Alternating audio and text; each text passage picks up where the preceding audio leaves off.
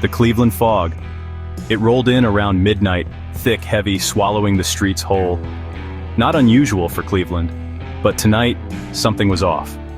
I was walking home from a bar on West 6th, the usual late-night buzz of the city replaced by an eerie silence. No honking, no distant sirens, no drunk laughter spilling from the clubs. Just the muffled hum of the fog pressing in around me. Then footsteps. Soft, close. I turned. Nothing. Just the hazy glow of a flickering streetlight. I picked up my pace. The footsteps did too. I turned a corner onto Euclid, expecting the familiar sight of late-night buses and stumbling college kids.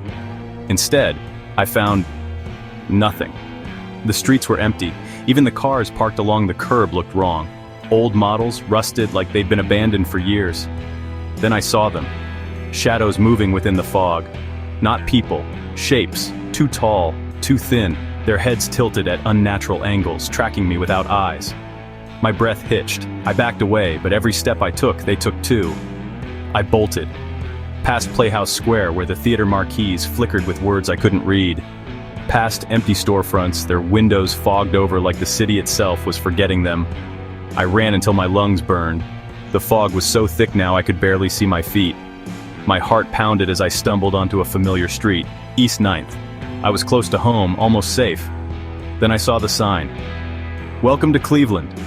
I froze. That wasn't right. I was already downtown.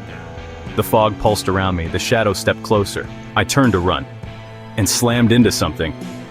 A wall. No, glass. My reflection stared back at me from the darkened window of a storefront. But it wasn't me. It was smiling. And behind it, the shadows were waiting.